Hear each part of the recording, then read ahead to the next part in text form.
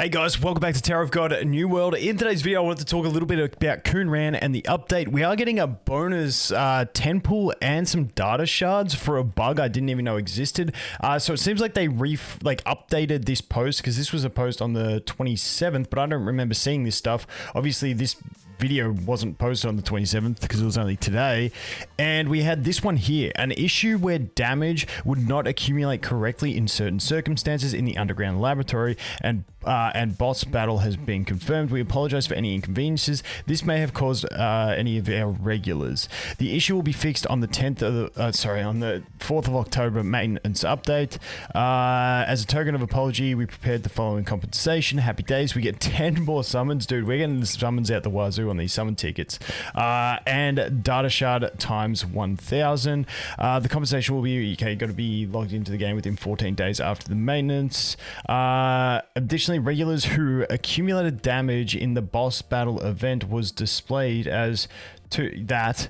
We confirmed that their ranking was not calculated properly, and the missing rewards will be distributed to the first place reward criteria met. So that everyone who got the bug gets bonus on top of that. I'm guessing that's what that says. So we're getting an extra 10 pull and an extra 1,000 data shards, which is nice. I'm not going to shy away from freebies. But what do we have in this one? Just a recap. Basically, Khun Ran is the main thing in here. Now we got a countdown event, but the last countdown event was really nice because it lasted 7 days, and then we got the new character. So if you remember, we had the Vesper overlap with Kisaya and what's his face, Edwan, but it looks like we're not going to get that this time. It looks like it's going to be 7-day countdown check-in, and then 7 days of nothing, and then we get the next characters, which is kind of going to be a bit of downtime, which sucks a little bit, especially if you don't want to pull for Khun Ran.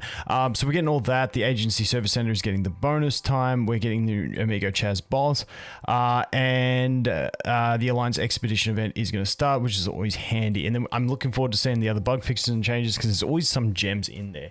I'm hoping that Kisaya is bugged, because mine misses all the time and I've got all the accuracy I can get on her. But I think with Khun Ran, so they put his video up. I'm just going to jump to it over on Twitter here quickly and take a look at it. Now, when we look at his abilities, I've made a whole video going through what we see on the enemy's abilities, the enemy Ran that we fought in the event. But I want to just go through it quickly. So this one, I think he's going to be one of those characters where I think he's going to be good, but I don't know if I want to go all in on him. Also, for myself, I've only got like 100 and something, probably about 140, 150 summons saved. So it's not enough for me to like really max out a character. So I've got two options. One, I keep going on the characters that I've already got built, being Kisaya for me personally, because she's at 3 purple, because I got pretty lucky on the daily 5 free pulls. I've pulled 3 copies of her from those.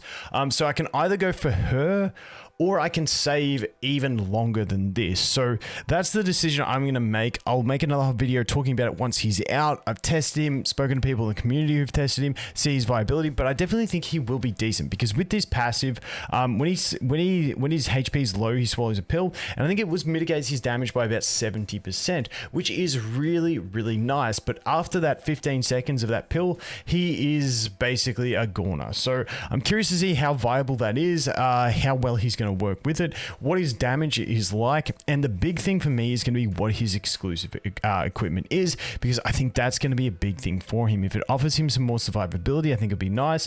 If it offers him damage, it'll be good as well. It's just going to depend how he plays and how it synergizes with him to see how good he is. But his attacks deal increased damage to barriers. When his hit points are low, he swallows a pill, which speeds him up, decreases the damage taken, and guarantees that all his skills will land as critical hits.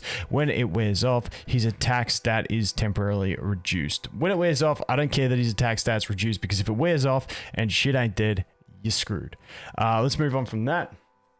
This one, Khun Ran dashes towards the enemy with the highest attack stat. Now, this is what I like, the highest attack stat. The thing that annoys me with Kisaya, it's the lowest HP, but I really wish she was the highest attack, so we could work on locking out some enemies with her stuns, her interrupts. It really triggers me beyond belief, but that most characters are like highest attack. You got that highest attack enemy interrupt, but hers is lowest HP. It's frustrating, guys. Not gonna lie. All right.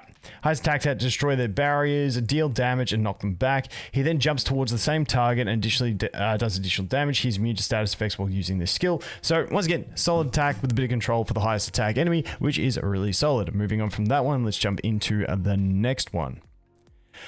The old Thunderstorm. Khun Ran summons a temporary thunderstorm. While inside of it, he is concealed and gains an increased critical rate. He also deals increased critical damage against enemies who are inside the storm. So you can see the range on this storm over here isn't too bad. But when it says it conceals him, I'm not too sure exactly how it means conceals, because they don't even leave it long enough. But when you played against him in the event, he doesn't get that invisible thing. You know, like Evan gives his teammate invisibility, Kaseya gives herself invisibility, where they get that different look. Evan gives himself invisibility when he drops low. It doesn't give that effect on him. So I'm not too sure what it means when it says conceals, or whether that's just saying like he puts the thunderstorm around him and it's kind of around him. I really want to figure out what the conceal is, whether he does get some sort of mitigation from that thunderstorm, because it would be really nice. But that is one we're going to have to just sort of wait and see to see how it develops and what it offers. So let's go this one into the next skill. Okay, ultimate. He throws his Espada de la... Khun Ran throws Espada de la Luz. Espada de la Luz? I feel like that's a pretty good effort. At the enemy and shock and hurt the enemy while destroying their barriers. He's immune to status effects while using this skill. Dude, they just keep bringing more things in that just destroy barriers. It's gonna be so annoying when all these things come into campaign and then you're trying to play with Warrior. Although, you know, he is blue, so I'll just basically not use Warrior against him, so that's okay. Happy days. But yeah, it's gonna come down to this guy. I think the best play for most players is gonna be to skip and wait unless we find out that he is absolutely cracked and on the level of Huarian and Ihwa. Something I definitely think is cool is to go ahead and pick up the 2 copies, buy the 3,000 gem copy from the store, then pick up 2 more copies, and that will get you to the point where you can get the extra free copy, so you've got him at 3 green. I think that is going to be viable, especially for him. I'm actually kind of annoyed I didn't do that with Vespa on my account, because of the way he works with his first ability, his passive, with that damage mitigation. Dupes are going to be handy for him to make him like almost a sort of pseudo tank in teams. So the dupes are going to be handy for that. So similar to what Vespa does, where, you know, when there's more yellow allies, she gets the extra defense, and she has the cheat death as well. I'm really spewing I didn't get those extra couple Vespa copies just to get the extra free one. Would have been super nice, but I didn't do it, obviously. But with him, I think I will get those 2 copies.